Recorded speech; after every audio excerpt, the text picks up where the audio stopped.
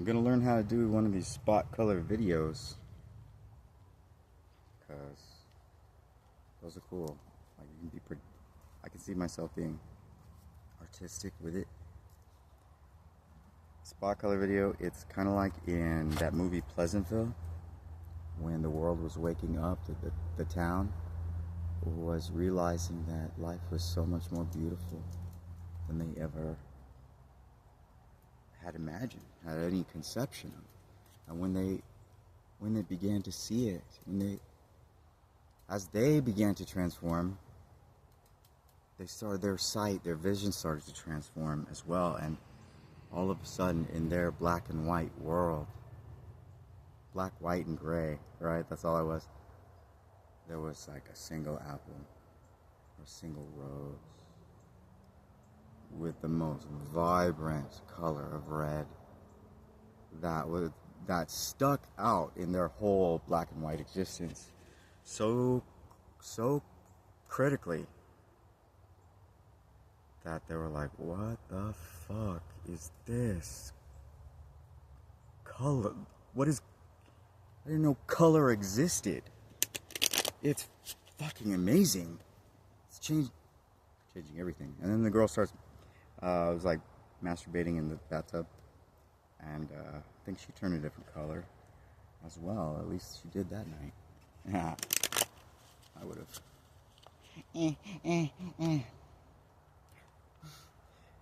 Spirit, what do you want us to lead with today, collectively, in our fearless, fighting like a girl spirit? The best way to fight.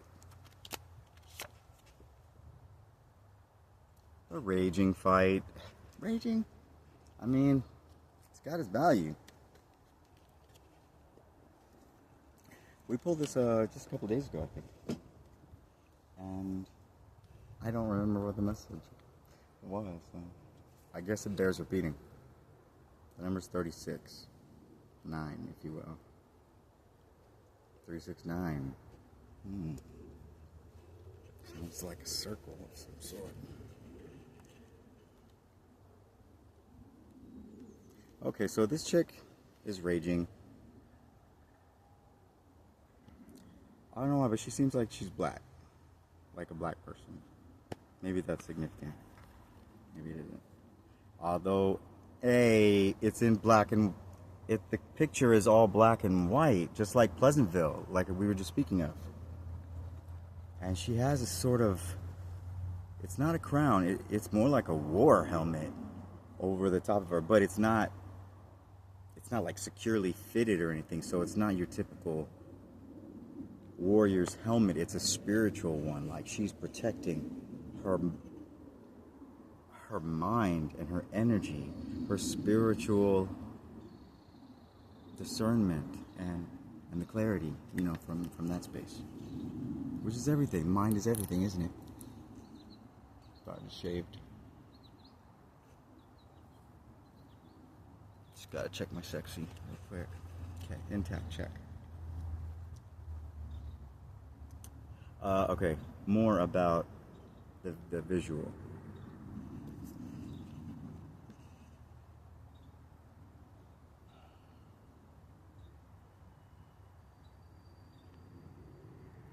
Black and white.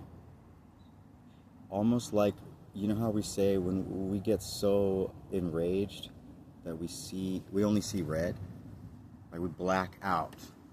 We black out, but then we only see red, which is the rage, essentially. But she didn't, like, either her arms are way back here, or she doesn't have arms. She's got something else going on beside her. Yeah, it looks like sheets, big sheets, but also maybe wings, black, because everything's black and white. Big black wings, kind of like a dark angel, dark divine feminine. I wonder who that could be. That synchronizes, I think, according to my calculations. So rage gets a bad rap. Y'all ladies out there, And dudes, rage gets a bad rap. It's so much better than we were told it is. It's not so bad. It has its uses, its functions that serve us, especially in times where it's usually when it's needed. It's like the only thing that is strong enough to assist in that situation. So rage gets a bad rap, especially female rage, of course.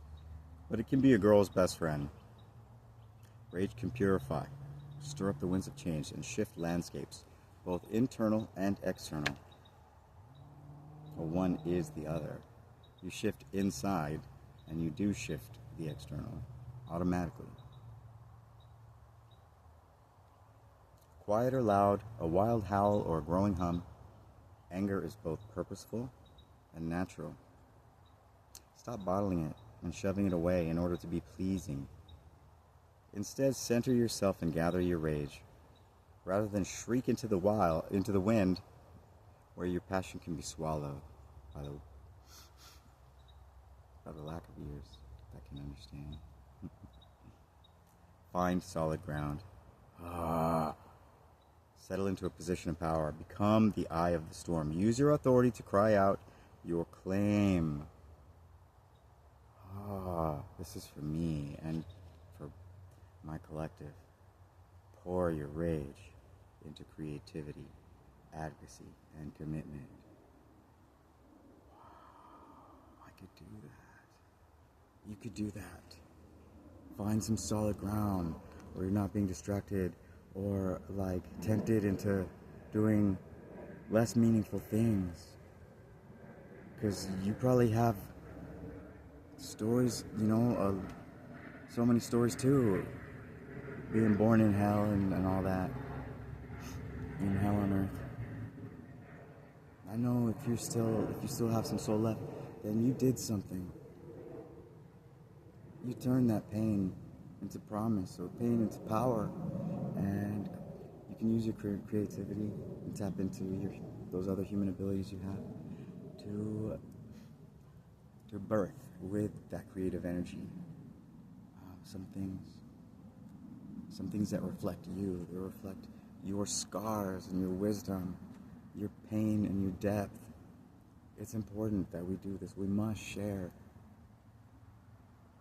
who we are and what we have with each other as we were meant to. That's our purpose. It's part of our purpose for existence. The other part is getting laid and fucked up. Although that's not so bad. Creativity, advocacy, and commitment. Advocacy. This is something important for me, and I can set the example. But I'm gonna advocate. I do advocate, and I'm gonna amplify my voice as I advocate louder and louder, and as loud as I need to, with the raging fight within me.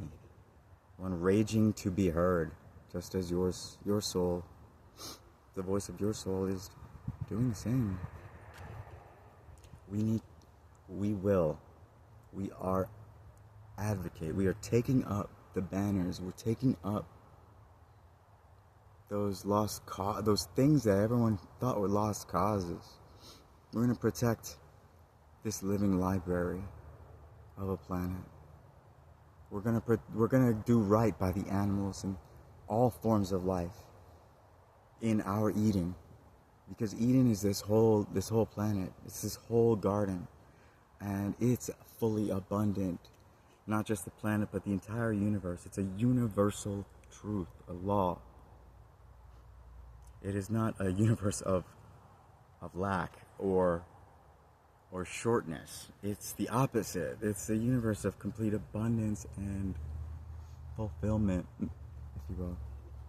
And that includes our resources that we've been told to fight for. All those things that we've been told to compete for, jobs, fucking funeral spots, everything. Everything's under the sun that's just like we knew in our hearts was nonsense and just insane. I guess there is a reality, there is a timeline where we just all stayed slaves, where we don't break out, we get wiped out, murdered out. Maybe they keep a small population, like they suggest on those Georgia limestones or whatever.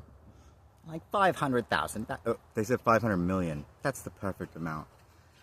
Okay, that's 7.5 billion people they need to take out. I mean, no wonder COVID. No wonder they made COVID. Put a bunch of HIV and nano parasites. Horrible things. They put horrible things in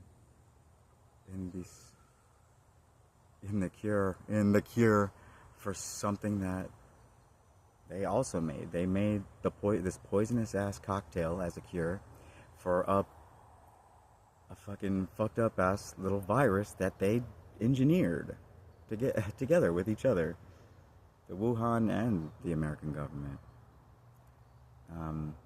Not that matters, you know. This isn't about who's more at fault. Although those details are there, I suppose. That's not the most important thing. What's important is that the right people are safe. The ones with souls, autonomous, and maybe not wounded, but there's those still with a shred of their soul left within them or connected to their body. They're gonna make it.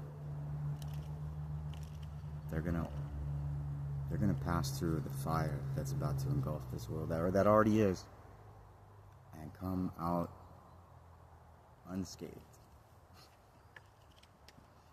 You're gonna come out. What was it? There's a word. Fine as hell. I don't know. And everyone else, well, those who don't turn to God and to goodness, not perfection, but goodness, just general decency and goodness. Those who don't turn away from any other disposition, well, the fire that doesn't burn the righteous, the good, the meat that have become strong, it will cleanse them away. They don't need to worry about what happens to them or where they go, although that's probably an interesting conversation for another time. Just know that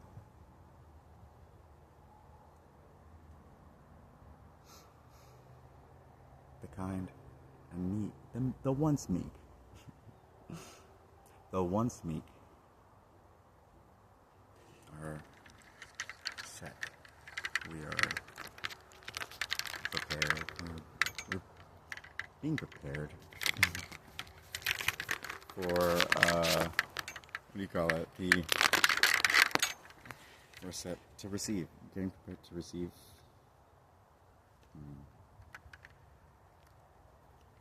the inheritance of our mother and father and maker. I love you all. You know, if you know me, you know I consider you the human species. You know, I consider you all my brothers and sisters. Brother and sister souls. And that we are one family in celestial realms. But we are one family down here too. Family that almost got wiped out again. You know, almost got tricked again into succumbing to our greatest fears, so that we use our greatest, strongest weapons, not our greatest, the most self-destructive weapons that we have, all pointed at each other, for multiple reasons, out of fear, in terms of the understanding that comes from the masses of people. It's fear. At the top, though, they know it's not out of fear. They know that it's a lot more intentional, and it's more of a safety net for them. That the nuclear fallout, the nuclear war and winter and fallout that would happen and has happened, would have happened and has happened in the past, if multiple times. That's their safety net. When humanity, whatever version it is, whether Atlantean or Lemurian, when we get this close to that next level of spiritual evolution inside,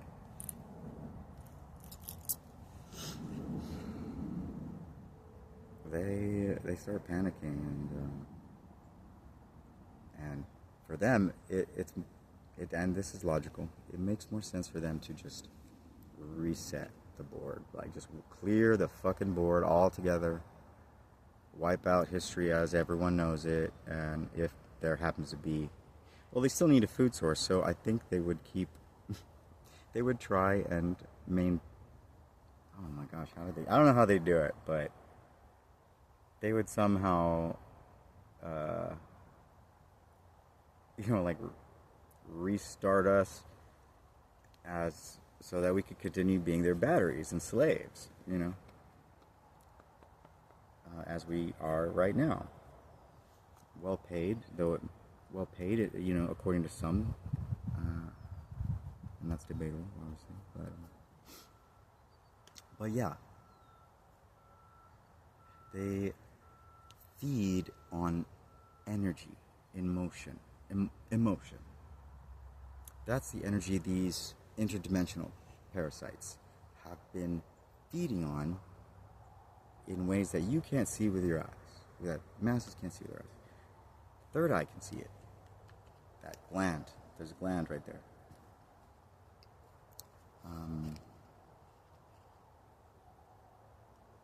And I consider them, just like any mosquito